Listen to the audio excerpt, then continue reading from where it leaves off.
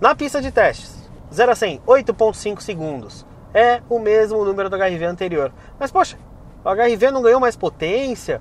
Ele não está mais potente? Não era para ter um número melhor? Bom, consumo. Lembrando, todos os testes desse carro foram feitos com gasolina. Ele é um pouco mais econômico que o anterior. Então se você quer o carro o HRV com mais potência, você vai ter que pagar isso. Se você é um dos que reclamou que o Honda HRV com motor 1.5 aspirado era xoxo, capenga e manco, na verdade agora eu tenho a solução para o seu problema. Basta gastar um pouco mais de dinheiro e levar esse cara aqui, o Honda HRV com motor 1.5 turbo, que eu vou mostrar os detalhes para vocês no vídeo de hoje.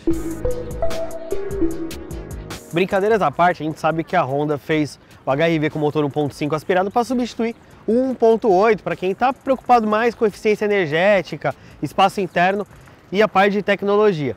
A versão Advance e Touring, que é essa daqui, já tem um motor 1.5 turbo e tem algumas diferenças visuais. Para começar, dá para perceber a grade dianteira no formato em colmeia, não é a grade filetada, com os detalhes em preto piano, com um detalhe bem, um jeitão 3D aqui na grade.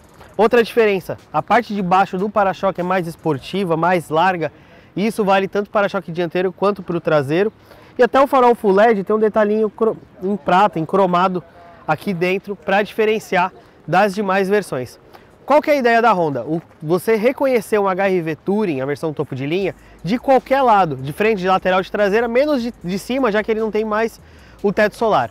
Na traseira, a diferença está na lanterna, que ela é uma lanterna, ela não é toda vermelha, ela é fumê, mas continua com o acabamento todo em LED. E o para-choque traseiro também muda um pouco, e também as duas saídas de escapamento, que são já um ponto muito forte das versões turbo. Na lateral, um outro desenho para roda 17 polegadas, mantém o diâmetro, mas é um desenho exclusivo para a versão Touring, e o aplique da caixa de roda, ele acompanha a cor da ponta dos para-choques, é um preto cristal, não chega a ser o black piano, é o mesmo preto que está na carroceria se você comprar um HRV preto. Sobre o HRV em específico, se você quer saber um pouco mais de acabamento, de espaço interno, alguns detalhes, tem dois vídeos aqui no canal que a gente já falou do HRV bastante. Nesse vídeo aqui, vamos focar um pouquinho mais na parte do 1.5 turbo, né? Essa é a versão que está sendo apresentada agora, você já pode chegar na loja, fazer a reserva, esperar, a gente sabe que existe uma coisa chamada fila de espera. Mas para detalhar um pouquinho mais o motor, o que a Honda fez? Ela trabalhou a parte, vários componentes para poder trabalhar com etanol. A gente sabe que o etanol é um combustível um pouquinho mais corrosivo do que a gasolina, então você precisa trabalhar melhor. Ele tem variador de válvula nos dois comandos, tanto admissão quanto escape. E uma mudança para esse motor aqui é a parte de turbo. O turbo, ele é o que a gente chama de turbo duplo fluxo. Na prática, isso funciona como? Ele está sempre trabalhando. Já que o turbo normal ele tem apenas uma entrada que vai depender de cada um dos 4 cilindros. Os 4 cilindros vão mandar para o turbo gerar pressão para mandar o motor. Duplo fluxo ele depende de 2 em 2, então ele é mais independente, ele está sempre trabalhando. Isso reduz bastante aquele turbo lag, aquela demora do carro acordar. Então, já dou até um spoilerzinho, o carro ele está bem acordado, ele é diferente por exemplo, do Civic e do HRV anterior, ele melhora. Mas vamos fazer o seguinte, o vídeo de hoje vai ser um pouquinho diferente. Eu começo ele aqui em Florianópolis, eu vou terminar ele lá em São Paulo, com os nossos números de teste, consumo e desempenho do HRV 1.5. Bom, como eu falei, esse vídeo ele tem 2 dias, tem 2 partes. Por quê? Aquela apresentação eu fiz em Santa Catarina, durante a apresentação do HRV Turbo, mas decidi terminar esse vídeo já aqui em São Paulo, por quê? Estamos com o HRV Touring, o HRV com motor 1.5 turbo, a versão topo de linha.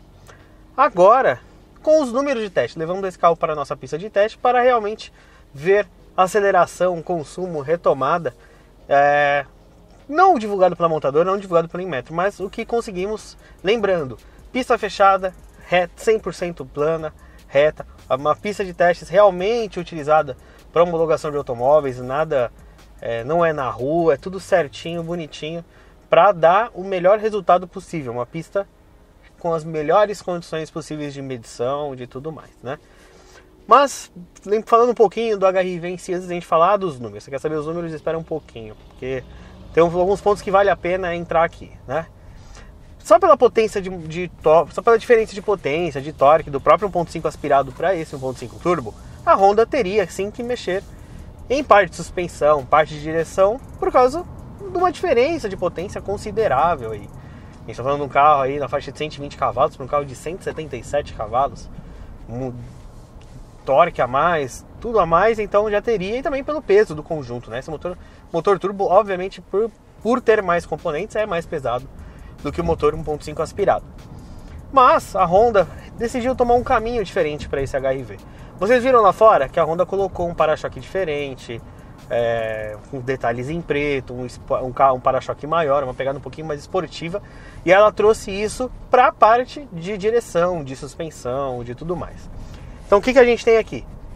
Amortecedor em mola específica, baixa estabilizadora mais grossa, então é um carro que naturalmente já tem componentes diferentes, apesar de manter a mesma estrutura, McPherson na dianteira e um eixo de torção na traseira. Isso não tem diferença, freio a disco nas 4 rodas, tudo mais.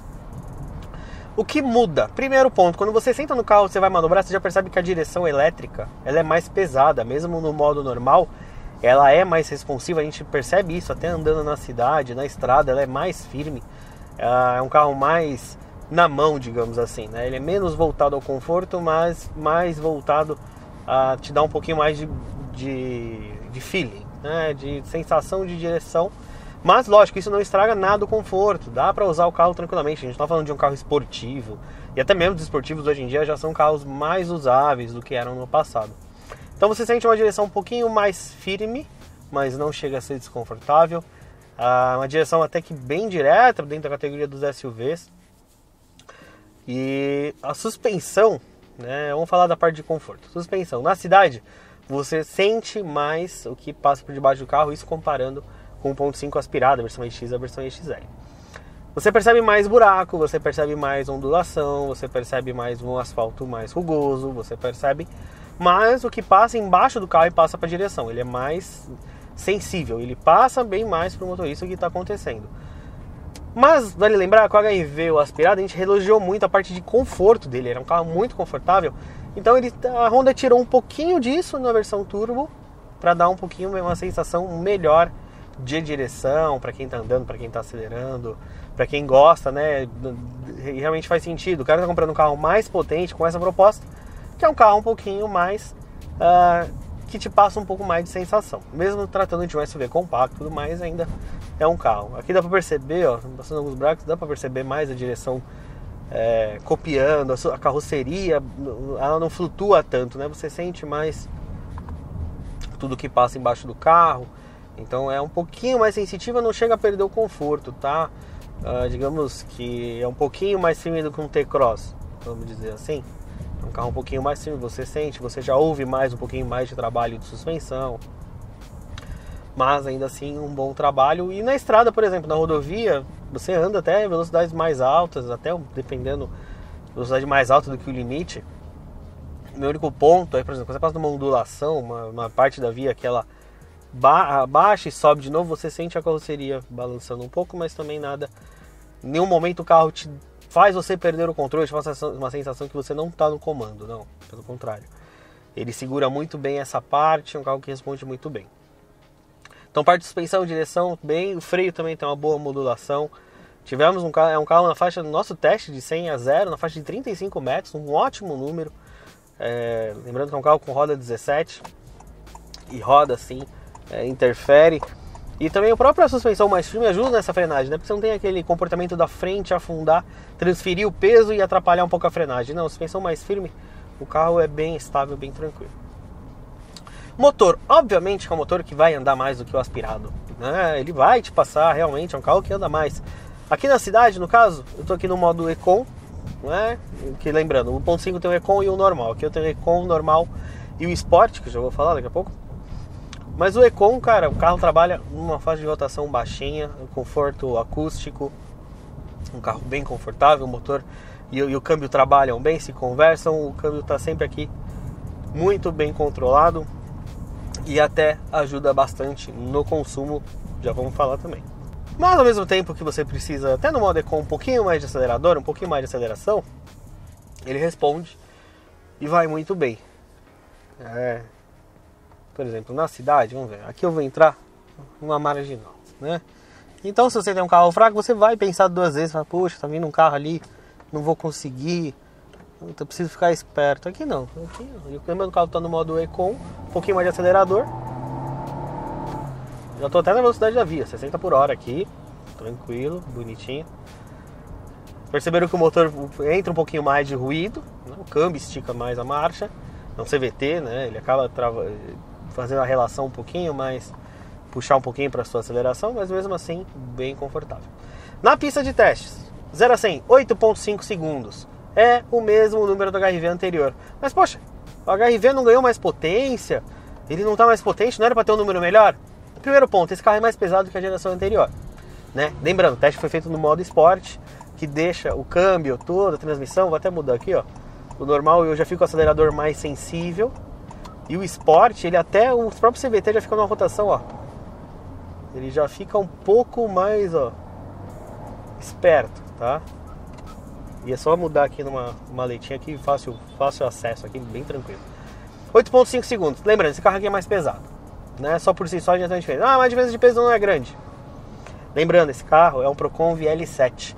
Mesmo que ele tenha mais potência e torque, toda a parte de resposta dos nova calibração de motores, por causa da nova legislação brasileira de consumo e emissões, ela é mais mansa, ela não é tão nervosa, né? Eu tenho um pico de potência e torque, mas eu tenho aí um trabalho mais linear para justamente o carro se enquadrar nessas diferenças. Mesmo assim, 8.5 segundos é um número muito bom para um SUV compacto. Lembrando que é um carro que não tem uma pretensão esportiva, apesar de ter alguns detalhes.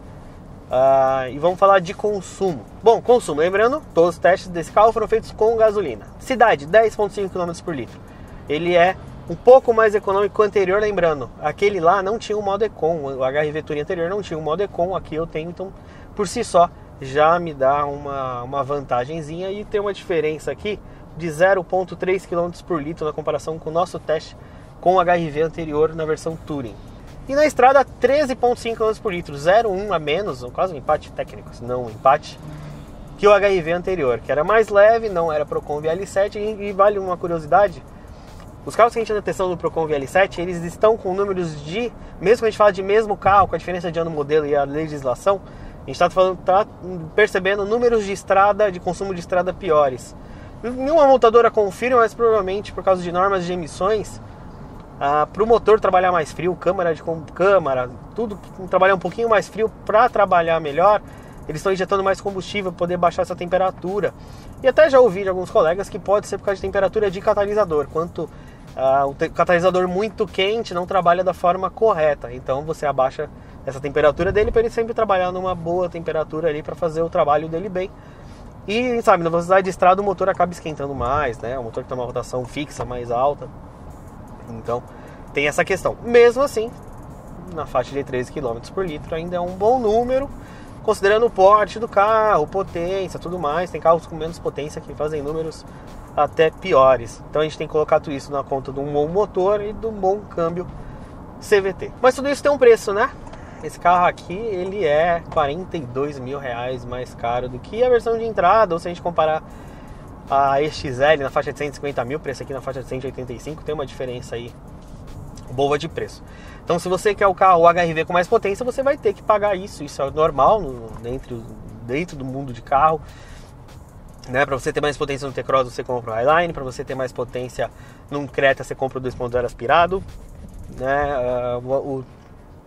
O Renegade tinha a versão turbo diesel, né? Agora é tudo 1.3, lá se você paga mais você quer a tração 4x4. Mas é algo bastante comum isso, você quer mais potência, você vai levar uma versão que vai ter mais motor, vai ter mais potência, mas você vai pagar por isso, até por alguns equipamentos a mais. Esse carro ele acaba brigando nas versões topo de linha aí, lógico, dos SUVs compactos, e também já dá uma cutucadinha, bate um pouquinho na porta das versões de entrada e até intermediária dos SUVs médios. Mas, o que a gente pode dizer? É aquela velha briga, posso levar um maior na versão mais básica, posso levar um menor na versão topo de linha, mas isso aí acontece desde que o carro é carro.